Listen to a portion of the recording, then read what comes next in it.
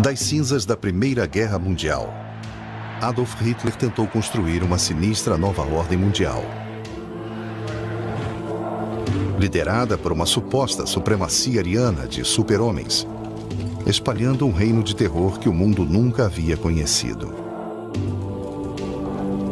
Muitos acreditam que os nazistas invocavam espíritos estranhos e eram adeptos de rituais que permaneceram adormecidos na Europa durante milhares de anos.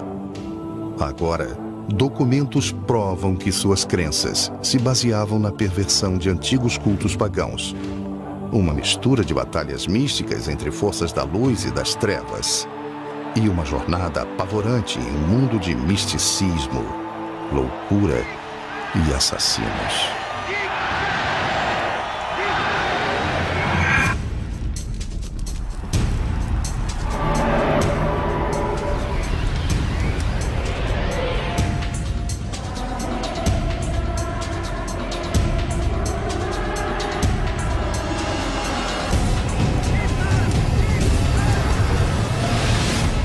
Conspiração nazista.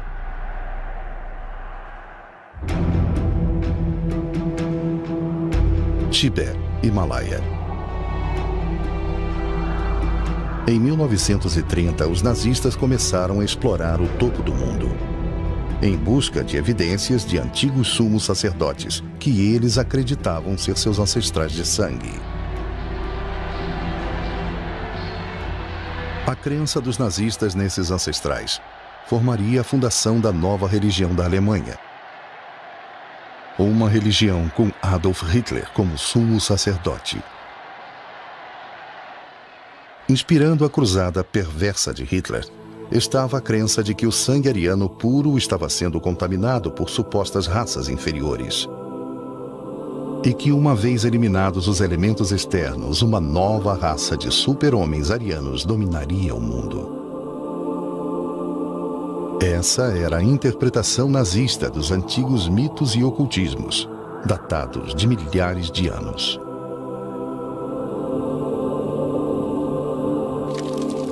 Como fundação dessa nova fé, Hitler precisava eliminar as religiões competidoras.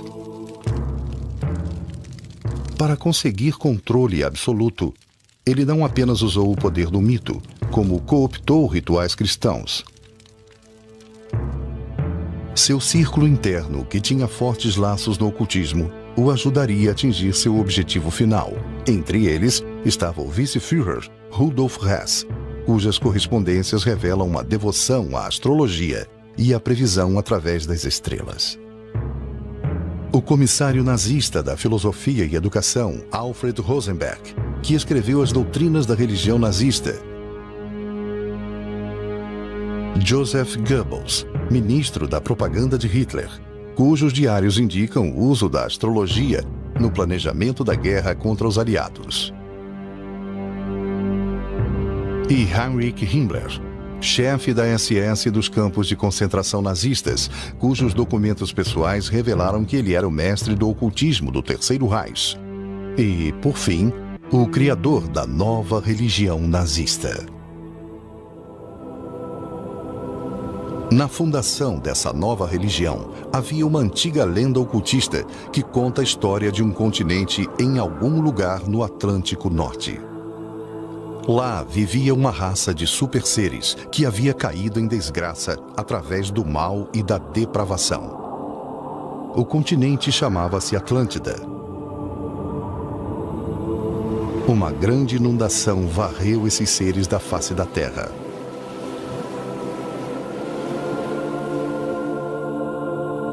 Mas antes de eles serem destruídos, certos sacerdotes escaparam num barco. E posteriormente chegaram à Índia e às montanhas do Tibete. Os místicos acreditam que esses sacerdotes sejam os verdadeiros deuses da raça ariana e também os ancestrais de todos os indianos e dos europeus. Alguns místicos alemães alegam que o mito da Atlântida foi uma história real. A prova deles de que os arianos eram o povo escolhido, descendentes dos seres superiores da Atlântida, e que haviam perdido os poderes procriando com meros mortais. Heinrich Himmler, chefe da SS, realizou várias expedições ao Tibete em busca de evidências dos seus ancestrais. Em 1946, em um interrogatório pós-guerra feito pelo exército norte-americano, o cientista da SS que liderou uma das expedições ao Tibete descreveu seu primeiro encontro com Himmler. Ele disse: Himmler mencionou sua crença de que a raça nórdica não evoluiu, mas veio direto do céu para se estabelecer no continente atlântico. E os antigos imigrantes da Atlântida haviam fundado uma grande civilização na Ásia Central. No Tibete, pesquisadores nazistas realizaram inspeções minuciosas nos habitantes de vilarejos, à procura do que o partido chamava de traços físicos arianos: fronte estreita, membros longos e feições angulares.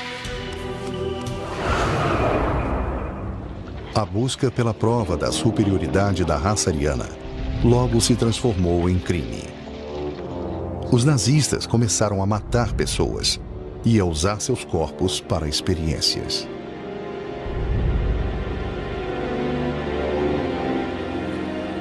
Eles acreditavam que, uma vez que provassem que seus ancestrais eram deuses, seria um passo simples recriar a raça de deuses humanos arianos através do processo seletivo de procriação.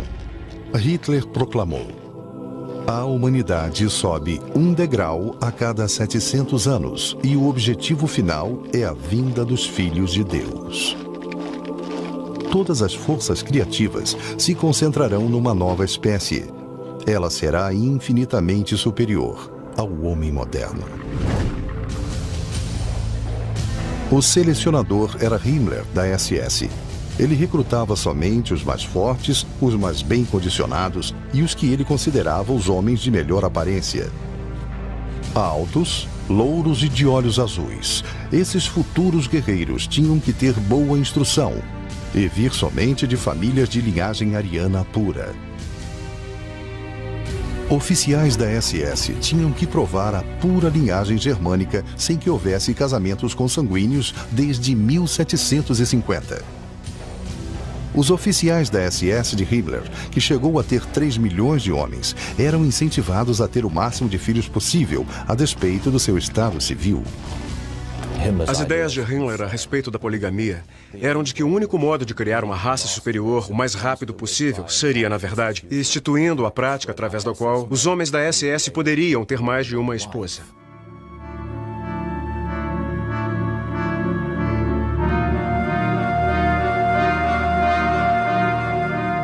Em 1935, Himmler criou o programa da SS Lebensborn, cujo significado é fonte da vida. Lebensborn foi idealizado para facilitar o nascimento, suporte e criação do máximo possível de bebês arianos. O programa Lebensborn fornecia condições através das quais jovens mulheres poderiam servir como matrizes para os homens da SS.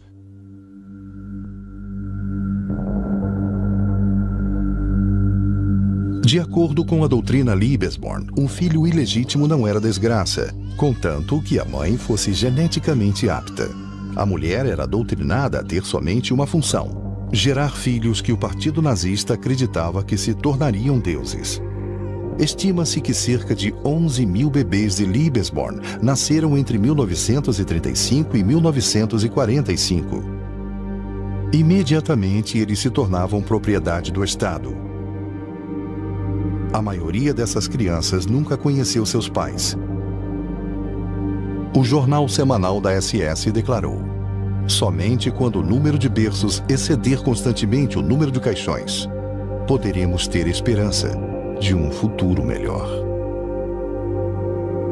Durante a guerra, crianças com aparência ariana eram abduzidas de nações conquistadas. Registros nazistas indicam que 200 mil bebês poloneses foram sequestrados e levados para lares em Lebensborn, onde receberam treinamento meticuloso em cada aspecto da cultura e mitologia nazistas. Muito antes de Hitler chegar ao poder, essas crenças floresciam em meio a um cenário racista já existente. Havia muitas organizações na Alemanha e Áustria por volta da virada do século que misturavam ideologia racista com práticas ocultistas. Mas suas ideias tornaram-se populares somente no fim da Primeira Guerra Mundial.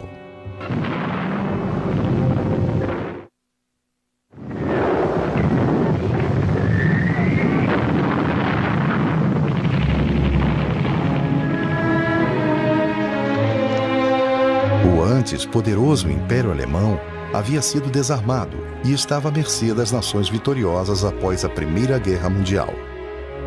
Em anteriormente cidades prósperas, veteranos mutilados vagavam pelas ruas como fantasmas de uma outra vida. Após servir com honra na Primeira Guerra Mundial, Hitler serviu em Munique, onde sua função era se infiltrar em organizações de extrema esquerda para o exército. Uma missão mudou o curso de sua vida. Ele se infiltrou em uma organização que era um pequeno núcleo político chamado Partido dos Trabalhadores Alemães. O partido, na verdade, mostrou ser de extrema-direita. Hitler gostou do que ouviu. Se filiou e mais tarde tornou-se líder da organização. Presente a um comício onde Hitler discursou, estava um veterano de guerra desiludido chamado Rudolf Hess. E ele disse naquele dia: eu vi um homem essa noite, ele vai trazer de volta a Alemanha ao lugar que ela ocupou antes da guerra. E esse é o único homem que pode fazer isso, que é capaz disso. Hess estava convencido de que o orador dinâmico que ele ouviu era o Messias há muito tempo esperado, profetizado nos círculos pagãos da Alemanha. Junto com o filósofo racista Alfred Rosenberg, Hess apoiava um dos grupos mais proeminentes, a Sociedade Thule, que na verdade ansiava por um Messias germânico. Os membros praticavam astrologia, veneravam o sol e outras ciências ocultas para ajudá-los a atingir seu objetivo. O símbolo deles era uma adaga sobre uma suástica curva, com membros que incluíam alguns dos cidadãos mais ricos e poderosos de Munique. A sociedade financiava o Partido dos Trabalhadores Alemães de Hitler. Em 1920, o partido de Hitler mudou seu nome oficialmente para Partido Nacional Socialista dos Trabalhadores Alemães, o NSDAP, ou como em breve seria conhecido, o Partido Nazista. Com Hitler como líder, o Partido Nazista cresceu rapidamente, arregimentando pessoas num ritmo frenético, espalhando medo e com uma oratória ardente. Como muitos alemães e austríacos da época, Hitler vivia em um ambiente que já era hostil ao judaísmo.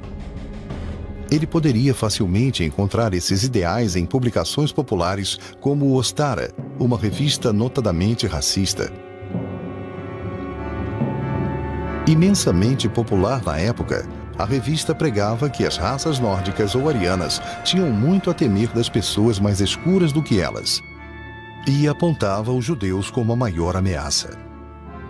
A Ostara alegava que os judeus impediam que os arianos ocupassem seu lugar por direito de dominadores do mundo.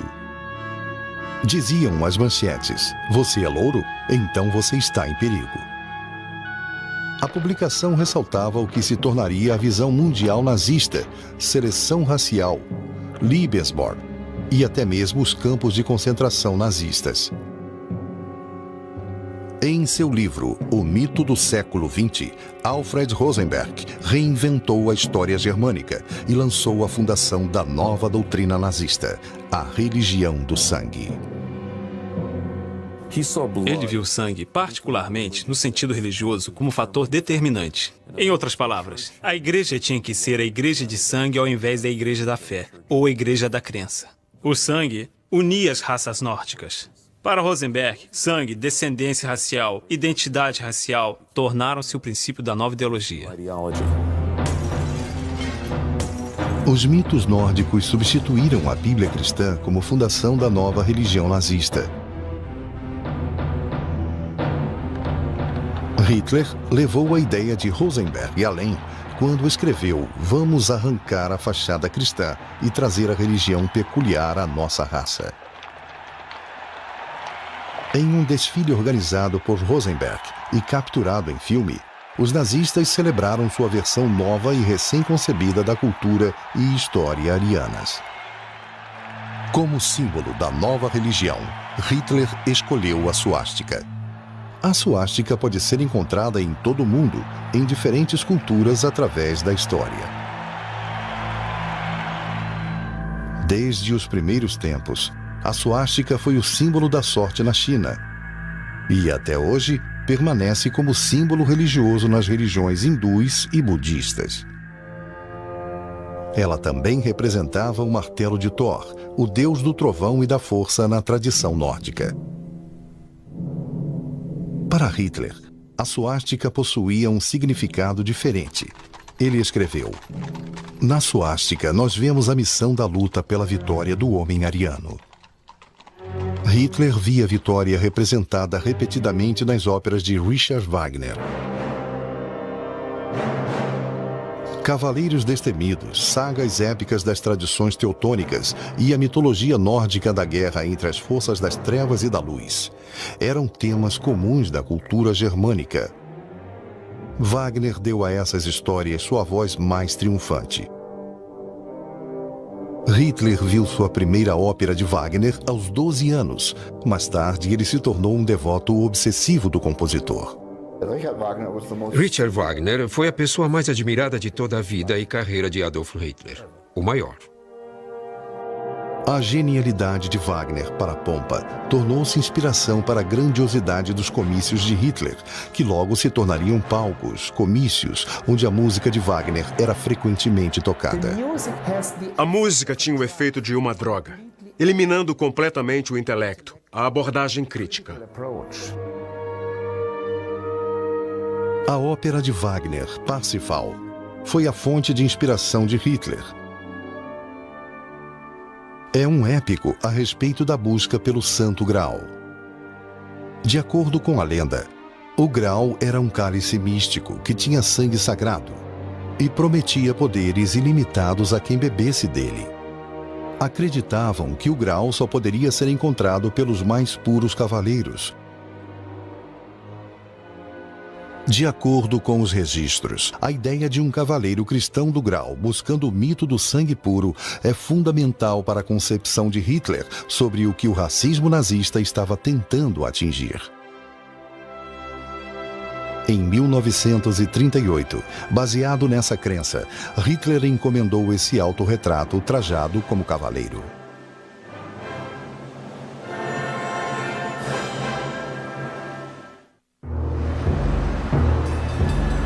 A busca de poder de Hitler começou em 9 de novembro de 1923, com a tentativa de derrubar o governo da Bavária. Liderando um exército particular, chamado Tropa de Assalto, ele lançou um ataque surpresa a uma cervejaria, onde líderes do governo se encontravam. Com Hess e Rosenberg ao seu lado, Hitler impetuosamente anunciou a formação de um novo governo e depois foi às ruas marchando com 3.000 dos seus soldados através de Munique. Eles foram confrontados pela polícia. Tiros foram disparados e 16 dos homens de Hitler foram mortos. Foi um golpe fracassado, mas nos 10 anos seguintes da busca de poder por Hitler, os 16 se tornaram mártires. Hitler! Hitler aber ist Deutschland, wie Deutschland Hitler ist! Hitler, Sieg! Em 1933, Hitler conseguiu se tornar o Führer, o líder. O ministro da propaganda Goebbels orquestrou um ritual no qual os 16 heróis nazistas mortos foram homenageados como mártires do Reich, que morreram, ressuscitaram e atingiram a vida eterna. De acordo com Hitler, o sangue deles era a água benta do Terceiro Reich. Os primeiros mártires do Reich ficaram conhecidos como os 16 Imortais. Em Munique, o ritual começou com um cortejo fúnebre pelas ruas onde os imortais caíram ao longo do caminho. Havia imensas bandeiras vermelhas com runas germânicas tendenciosas, o símbolo do ritual de sacrifício pagão. Podemos encarar isso como a transferência da procissão da Páscoa em Jerusalém até a Igreja do Sagrado Sepulcro através das estações da cruz.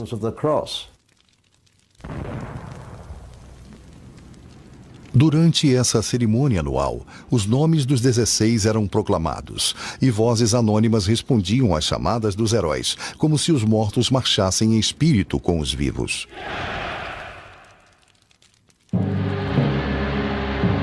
Com os rituais da sua nova religião instaurados, Hitler iniciou a próxima fase de seu plano. A doutrinação na fé nazista, com Hitler como Deus, começava cedo e continuava na idade adulta.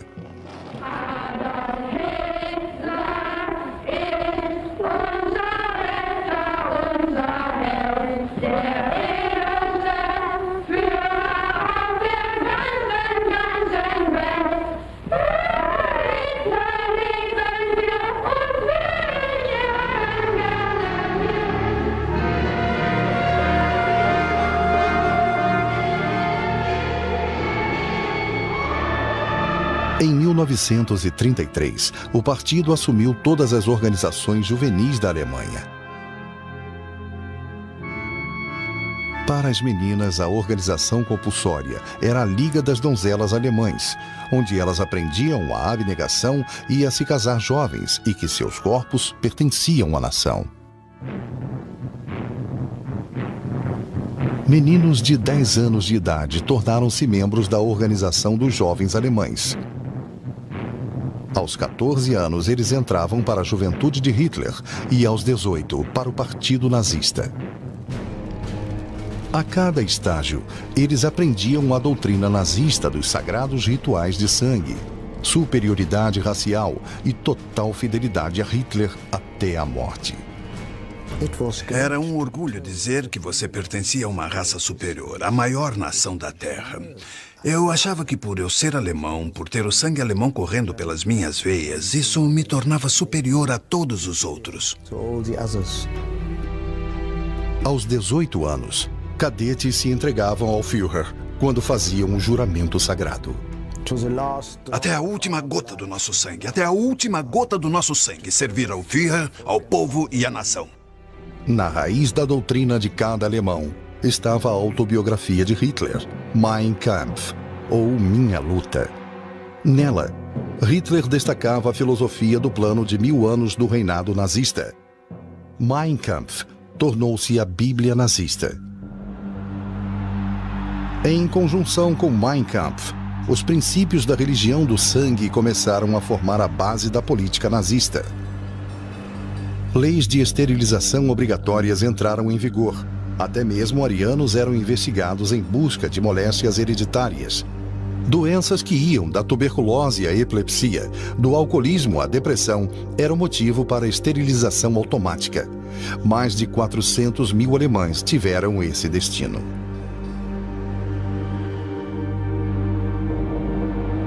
Hitler raciocinou. A exigência de que pessoas doentes sejam proibidas de propagar uma prole igualmente doente é uma exigência muito clara e, se sistematicamente executada, representa o ato mais humano de toda a humanidade. Crianças com problemas de saúde eram registradas no nascimento. Se seus problemas persistissem, médicos nazistas administravam em segredo injeções letais e diziam aos pais que as crianças haviam morrido de causas naturais. Foi instituído um programa de eutanásia para incapacitados mentais e físicos. Filmes de propaganda alegavam que eram atos de caridade, libertando almas aprisionadas de corpos atormentados. Em 1935, Hitler havia criado as leis de sangue, que tornavam crime um alemão de sangue puro casar ou até mesmo fazer sexo com judeus. E os alemães judeus perdiam seus direitos de cidadãos. Mas o pior de tudo ainda estava por vir.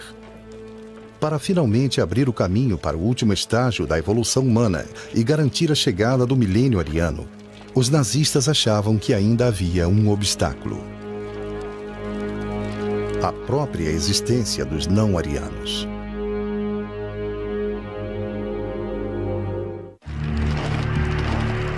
A ideia de que alguns deveriam ser sacrificados para o bem da maioria se estendeu até para a SA de Hitler, a tropa de assalto.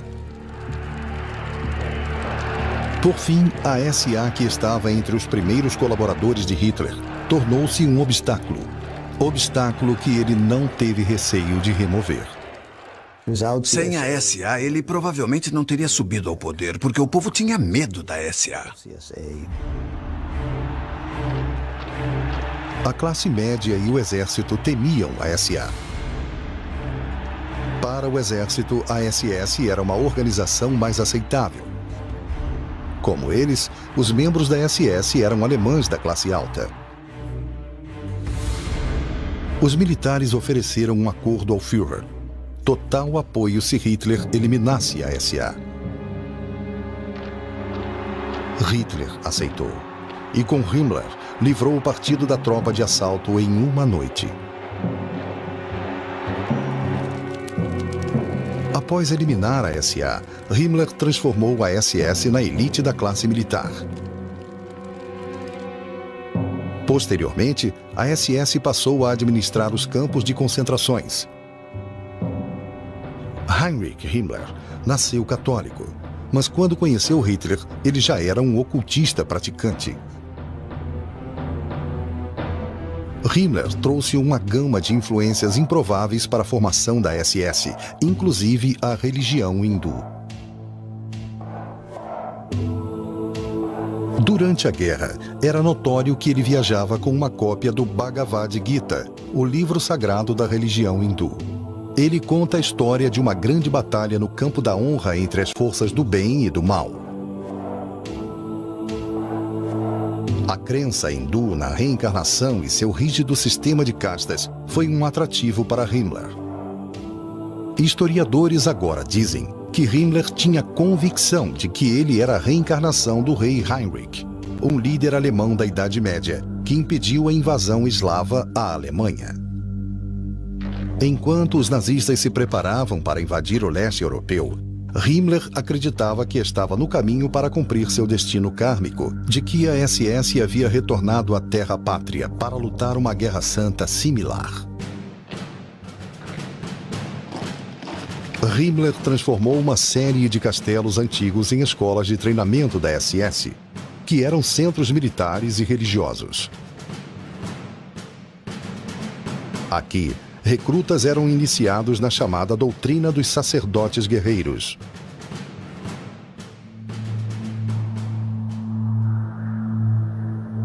Em 1934, Himmler escolheu Wewelsburg como seu castelo particular. Ele tornou-se um centro sagrado para a sua elite de cavaleiros da SS.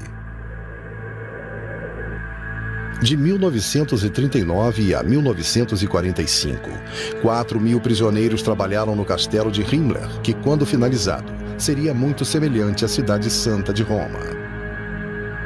Quase um terço deles morreu durante a construção. Era a grande Torre Norte que se tornaria o foco do plano de Himmler de fazer de Wewelsburg uma colônia pagã da SS. Na base da torre, Himmler construiu uma cripta. De acordo com historiadores, seria um templo em honra aos líderes mortos da SS. Ao longo das extremidades da cripta, havia 12 pedestais, sobre os quais haveria urnas aguardando para armazenar as cinzas dos generais falecidos.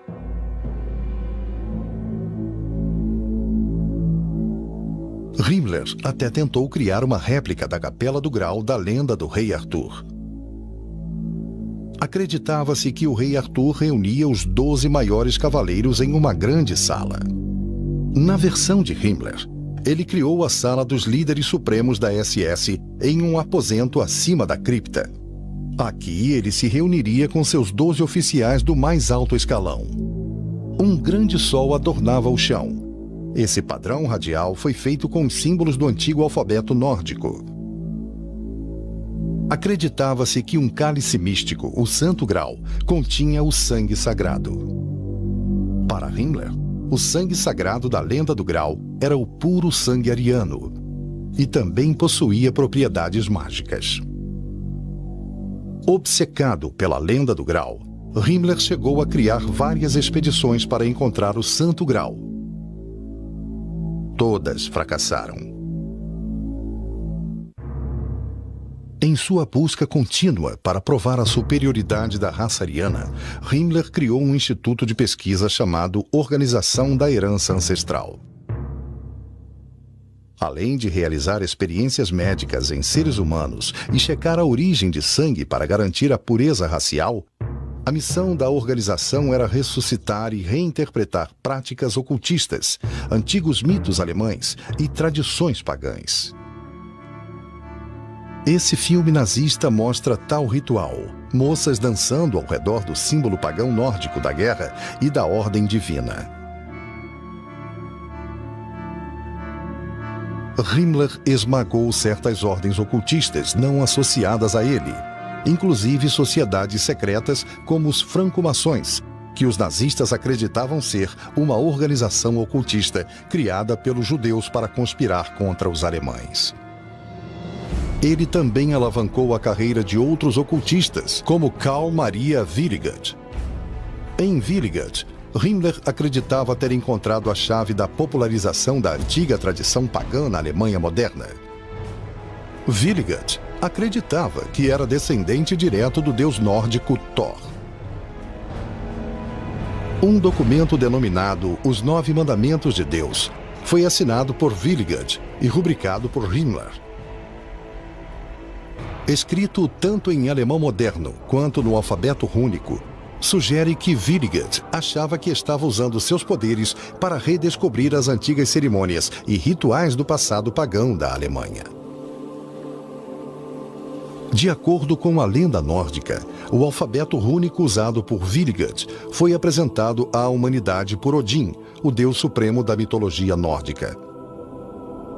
A runa Hagal protegia seu portador contra os inimigos. A runa Odal era a conexão entre o clã ou tribo. A runa Tyr, vitória e ordem mundial. A runa Sig, o sol ou a energia conquistadora. No alfabeto dos sacerdotes e magos antigos, acreditava-se que as runas fossem ferramentas místicas para prever o futuro, enfeitiçar e invocar espíritos mágicos. Muitas organizações dentro do Terceiro Reich possuíam sua própria runa especial. A SS, talvez a mais conhecida, é claro, usava a runa do duplo Sig. Esses símbolos místicos antigos eram vistos em toda parte, servindo como lembrança constante aos alemães do seu passado pagão. Após receber treinamento e prestar juramento, os oficiais da SS recebiam a adaga da SS adornada com runas da SS. A suástica entrelaçada e a águia germânica eram consideradas uma grande honra. Todo membro da SS usava o anel da SS. Mas para o círculo interno, a elite da elite, Himmler entregava pessoalmente o Anel da Morte, simbolizando seu relacionamento íntimo com Himmler e a SS. Himmler declarou: "Nunca esqueça, nós somos uma ordem de cavaleiros da qual não podemos sair, da qual se é recrutado por sangue e dentro da qual permanecemos de corpo e alma." Emprestado do passado pagão da Alemanha e da sua própria criação católica, Himmler introduziu na família SS rituais desde o momento do nascimento. Batismos eram realizados diante do altar da SS e, no lugar do crucifixo, uma foto de Hitler. A cerimônia de casamento também se tornou um ritual na SS, no qual casais da SS eram apresentados à comunidade pagã. Imitando antigas tribos germânicas, oficiais da SS assumiam o papel de líderes do clã e realizavam casamentos. O próprio Himmler oficializou o casamento de Gretel, irmã da amante de Hitler, Eva Braun. Alianças eram trocadas, assim como o pão e o sal, antigos símbolos pagãos da fertilidade e pureza do solo. O ano nazista era marcado com celebrações retiradas do calendário germânico antigo. O Festival do Mastro de Maio, inicialmente aceito como celebração da fertilidade, foi transformado em um show de nacionalismo e força militar. Eles tentaram substituir os festivais cristãos pelos festivais pagãos. Solstício de verão, solstício de inverno, todos estes festivais. Os nazistas começaram até a restaurar antigos templos pagãos, como Externstein, que era dedicado à divindade solar. O Festival do Solstício de Verão tornou-se um ritual fascista para prestar tributo ao Führer.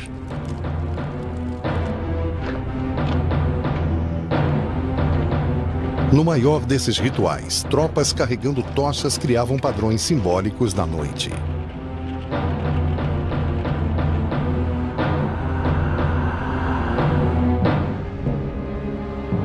O calendário completo de rituais culminava com o encontro em Nuremberg, onde os votos entre partido e o povo eram renovados ano após ano.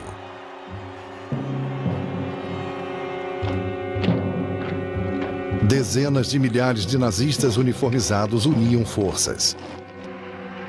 O encontro, que demorava uma semana, era orquestrado para impressionar as pessoas com um espetáculo de puro poder. E o que isso proporcionava ao povo, esses encontros em massa? Quando o comerciante solitário deixa sua loja e se une à multidão em ação, ele se sente parte dela, fica feliz, ele esquece a solidão. Já havia uma atmosfera contagiante antes de tudo começar. E depois, de repente, anunciava-se que o Führer viria.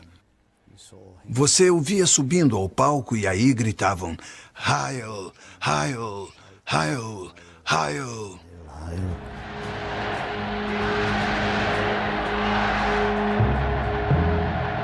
À medida que o frenesi nazista varria a Alemanha, Hitler deixava claro o que esperava da nação. O partido é o solo selecionado para os líderes políticos alemães. Sua doutrina é imutável. Suas organizações rígidas como aço. Sua imagem total, porém, será como uma ordem sagrada.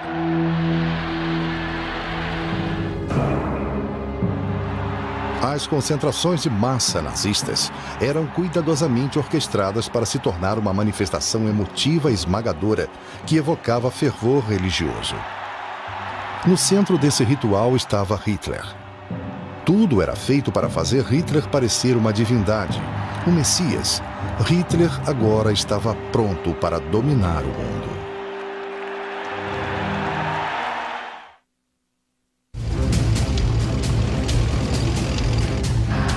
Desde o começo da guerra em 1939, nação após nação caiu diante dos nazistas.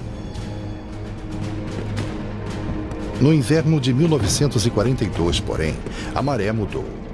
E os nazistas começaram a experimentar o que eles achavam ser impossível: a derrota.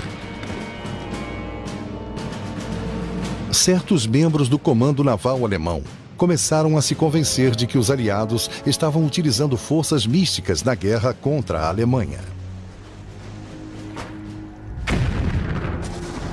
Eles acreditavam que o sucesso da localização e destruição dos submarinos alemães pelos britânicos acontecia graças ao ocultismo e que a melhor maneira de combater isso era também usando o ocultismo como arma. Isso levou Himmler a estabelecer um instituto ultra-secreto dedicado à antiga prática ocultista do poder do pêndulo.